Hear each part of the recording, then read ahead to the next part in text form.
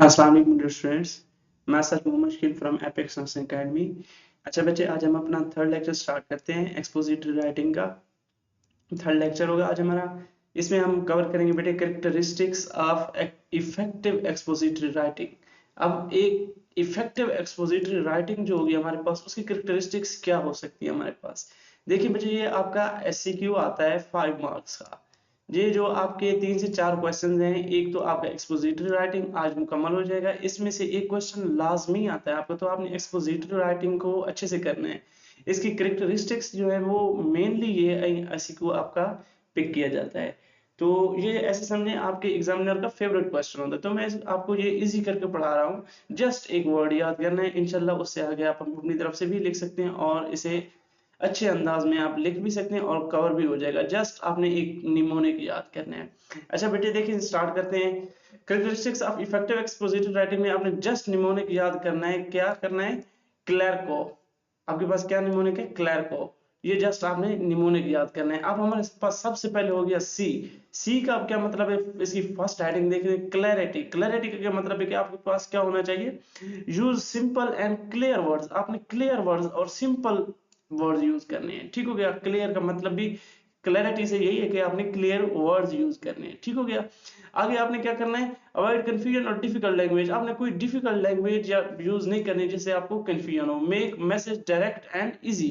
आप अपना मैसेज एक तो डायरेक्ट दें और आपका मैसेज इजी फॉर्म में होना चाहिए, यानी कि वही बात कर रहे हैं कि क्लियर वर्ड में होना चाहिए, आगे वाले लिसनर को समझ आ जाना चाहिए। तो ये आपके पास क्या होगी? क्लैरिटी। क्लैरिको में हमने सी को कवर कर लिया बेटे। नेक्स्ट है हमारे पास logical. Arrange ideas step by step. देखिए कोई भी लॉजिक हो, तो लॉजिक में हम ये चीज देख रहे होते हैं कि एक चीज है, उसके पीछे क्या लॉजिक है, यानी कि वो हुई है तो क्यों हुई है, उसके पीछे रीजन क्या है, उसके पीछे लॉजिक क्या है, उसको स्टेप बाय स्टेप कैसे किया गया है। तो हम उसकी क्या देख रहे होते हैं? ऐसे समझे उसकी हिस्ट्री भी इसी में ही हम कवर अप कर रहे होते हैं, देख रहे होते हैं कि इसके पीछे लॉजिक क्या है, स्टेप बाय स्टेप कैसे हुआ है। तो देखिए इसको स्टार्ट करते हैं। Logic, arrange ideas step by step. सबसे पहले लॉजिक मतलब में क्या करेगा वो? स्टेप बाय स्टेप एरियाज, जो आइडियाज होंगे उनको क्या करेगा? अरेंज करेगा। Keep a natural flow in writing. देखिए जब भी किसी चीज के बेटा दरमियान लॉजिक होगी, तो वो क्या करेगा? एक नेचुरल उन चीजों में फ्लो पाया जाएगा। तो ये क्या हो गया हमारे पास? ये लॉजिकल हो गया। Avoid jumping between unrelated ideas. देखिए कोई भी तो आइडियाज हो बेटा, फॉर एग्जांपल एक आइडिया है, आपने पानी का बताया, यानी कि आपने पानी के कोई फायदा एक बता दिया, देन आपने क्या बताया? कोई वाटर का दूसरा बेनिफिट बता दिया। तो आप क्या कर रहे हैं? एक दूसरे को यानी कि कंबाइन किया हुआ है। लेकिन इस तरह नहीं है कि एक बात आपने पानी की है, एक आपने आग की है, एक कोई दूसरे पहाड़ की है। तो ये क्या करेगा? वो जंप नहीं करेगा, जस्ट एक टॉपिक है तो उसमें वो अपना फ्लो लाएगा, नेचुरल फ्लो उसमें प्रोड्यूस करेगा। देन वो जंप भी नहीं करेगा, वो जस्ट सिंगल आइडिया या दोनों आइडियाज जो आपके आपस में क्या है? रिलेटेड होंगे, उनको वो डिस्कस करेगा। ये दो हमारे पास दो हो गए बच्चे, सी भी हो गया और एल भी हो गया, क्लैरिटी एंड लॉजिकल। अब ई देखते हैं हम। ई से क्या है हमारे पास? Evidence based, support points with facts और डाटा। ये क्या कर रहा है हमारे पास? जो बेटा एविडेंस, एविडेंस का मतलब भी क्या होता है? फैक्ट्स। एविडेंस का क्या मतलब होता है बेटे? फैक्ट्स, यानी कि जो हमारे पास हकायक होते हैं वो क्या होते हैं? एविडेंस बेस्ड ही होते हैं। आगे क्या कहता है? Give example to prove your ideas. वो बिल्कुल अपनी एग्जांपल्स देंगे अपनी किसी भी बात को प्रूव करने के लिए। यूज रिलायबल सोर्सेज, जो रिसोर्सेज अवेलेबल होंगे वो जस्ट उन्हीं को यूज करके अपने आपको क्या करते हैं? एविडेंस बेस आपको क्या देते हैं? एविडेंस बेस देते हैं। अच्छा, आपके पास नेक्स्ट फोर्थ क्लर्को। सी हमारे पास हो गया, एल हो गया। अब ई से क्या हो गया? Evidence based. ए से अब क्या हो गया हमारे पास? एक्यूरेट। एक्यूरेट में क्या आएगा? Information must be correct. क्या आ गया हमारे पास? करेक्ट। इंफॉर्मेशन जो है वो करेक्ट होनी चाहिए। Avoid spelling and grammar mistake. हमारे पास स्पेलिंग एंड ग्रामर मिस्टेक बिल्कुल नहीं होनी चाहिए। Keep the content updated.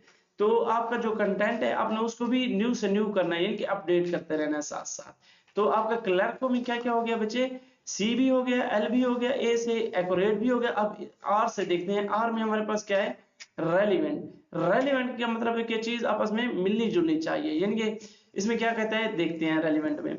Stay focused on the topic. आपका जो भी टॉपिक हो आपने उस पर क्या करना है? फोकस करना है। ठीक हो गया? नंबर वन इसमें रेलिवेंट ये कि आप अपनी जो भी रेलिवेंट चीज लें उस पर फोकस करें। डू नॉट ऐड अननेसेसरी कोई भी आप यानी कि अननेसेसरी चीज ना ऐड करें, जस्ट आप अपनी क्या करें, रेलिवेंट चीजों को ऐड करें। Make sure every point supports the main idea, कि आपका कोई भी एक पॉइंट हो या सारे पॉइंट जो हो मेन आइडिया को आपको सपोर्ट कर रहे हैं, ये आपका हो गया रेलिवेंट। ठीक होगा, क्लर्क को अब आर तक आ गए हम, अब हमारे पास फिर सी है, सी से क्या होगा, कोहेरेंट। अब कोहेरेंट बच्चे ये होता है कि आपके पास एक एक आपके पास सेंटेंस है या पैराग्राफ है, तो उसमें सेंटेंस चलते रह जा रहे हैं स्मूथली, यानी कि एक स्मूथ फ्लो होता है कि ये बात हो रही है, ये बात हो रही है, तो पूरा पैराग्राफ जैसे हम लिखते हैं एक स्मूथ फ्लो में, तो ये हमारे पास क्या होता है, कोहेरेंट होता है। Connect sentences and paragraph smoothly, वही बात कर रहा है जो उसके, जैसे मैंने आपको कहा पैराग्राफ में सेंटेंसेस होंगे तो वो स्मूथली एक दूसरे के साथ क्या करेंगे, कनेक्ट कर रहे हैं उनको। मेंटेन यूनिटी, देखिए जब वो स्मूथली फ्लो कर रहे हैं तो उनमें यूनिटी तो आएगी आएगी, तो उनमें क्या होगा, यूनिटी आएगी। Keep consistency in style and tone, तो उनकी टोन और स्टाइल में भी क्या आएगा, हमारे पास कंसिस्टेंसी आएगी। तो ये हमारे पास क्लर्क को, सी तक हम पहुंच गए, अब जस्ट हमारे पास ओ रहता है क्लर्क का। ऑर्गेनाइज्ड, ऑर्गेनाइज की क्या मतलब, start with an introduction, organize में क्या करेगा, जस्ट इंट्रोडक्शन से स्टार्ट करेगा। डेवलप मेन बॉडी क्लियरली, फिर मेन बॉडी देखेगा, पहले सबसे पहले आपके पास इंट्रोडक्शन है, फिर बॉडी है, and with a short learn conclusion, फिर वो किसी ना किसी कंक्लूजन के साथ क्या करेगा, एंड करेगा। तो ये आपके पास बच्चे हो गया characteristics of effective expository writing. अब देखें सबसे पहले जो सी है उसकी क्लैरिटी आ गया, फिर हमारे पास लॉजिकल आ गया, फिर हमारे पास ई से एविडेंस आ गया, फिर हमारे पास ए से एक्यूरेट आ गया, आर से रेलिवेंट आ गया, एंड देन कोहेरेंट से हमारे पास क्या आ गया, सी से कोहेरेंट आ गया, और ओ से क्या आ गया, ऑर्गेनाइज। ये आपका मेन एससीक्यू है बच्चे, तो आपने इसको अच्छे से करना है। एक तो ये एससीक्यू आ सकता है कि आपने पूरी जो कैरेक्टरिस्टिक्स हैं वो लिखनी है, या वो आपका एससीक्यू दे सकता है कि जस्ट क्लैरिटी को आप डिस्क्राइब करें। Clarity in expository writing, clarity means expressing ideas in simple, clear and direct way so that the reader easily understand without confusion or difficulty, कि जो रीडर है वो यूजली अंडरस्टैंड कर सके विदाउट कंफ्यूजन, कोई भी कंफ्यूजन ना हो। अच्छा, it makes the message straight to the point, जो आपका मैसेज होगा वो स्ट्रेट टू द पॉइंट होगा एंड इजी टू फॉलो होगा, फिर वो उसको फॉलो करना भी इजी होगा। ठीक हो गया, ये एक आपके पास क्लैरिटी इन एक्सपोजिटरी राइटिंग हो गया।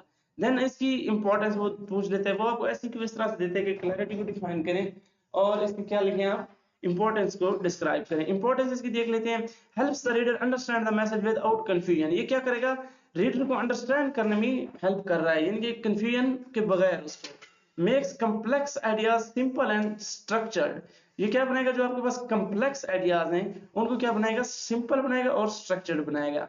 तीसरा हमारे पास क्या है, keeps the reader interested and engaged. देखिए बेटा सबसे अच्छी बात जो उसने की है वो क्या की है, रीडर इंटरेस्टेड होगा, जब इंगेज्ड होगा तब आपके पास जो आपकी क्लैरिटी होगी वो क्या होगी, ज्यादा इफेक्टिव होगी।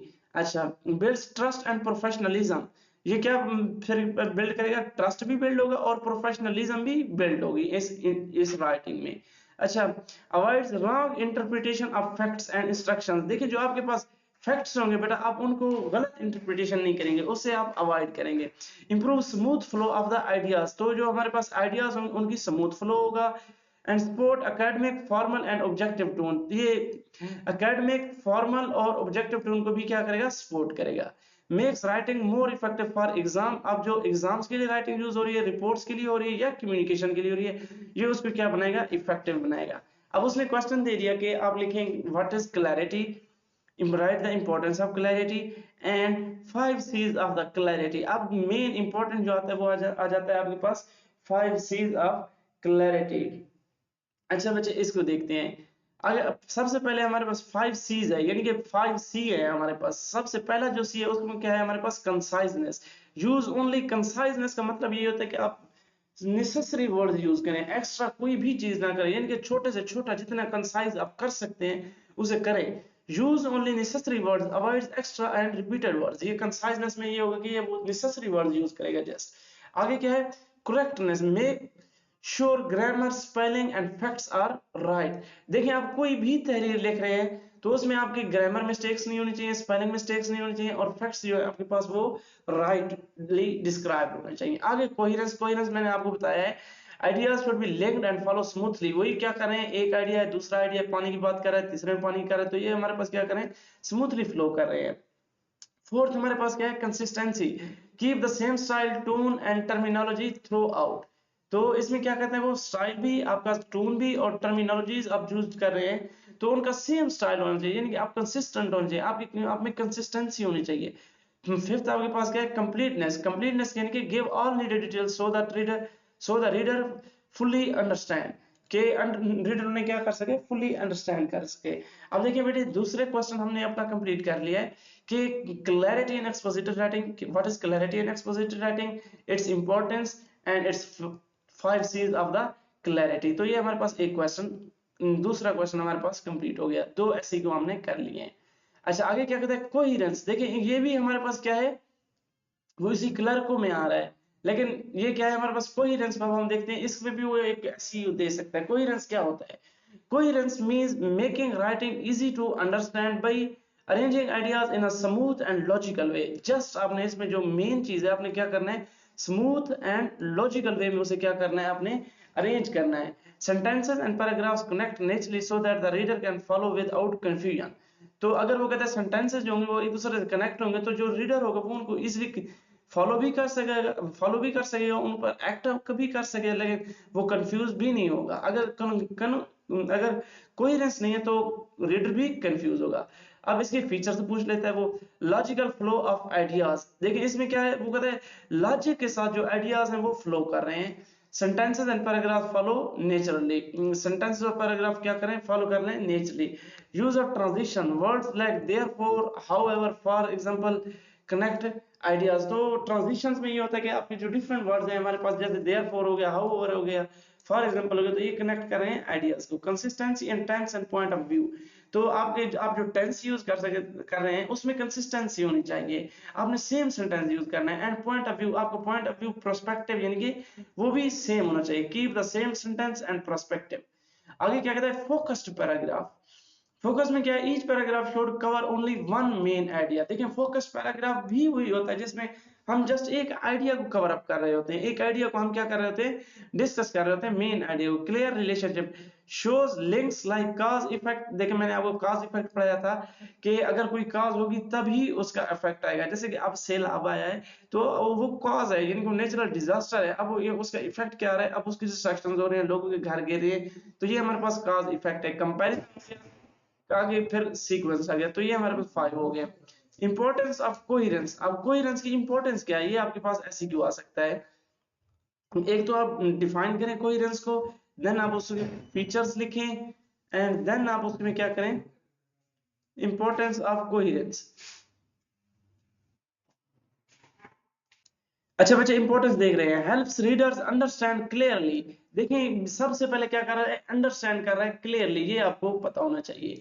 Maintains logical order of ideas, वही मैंने आपको बताया कि स्टेप बाय स्टेप लॉजिकल जब होगा तो क्या होगा, लॉजिक मेंटेन हो रही है जब कोहेरेंस होगी। Keeps the reader interested and focused, जो हमारे पास रीडर होगा वो फोकस्ड होगा और इंटरेस्टेड होगा।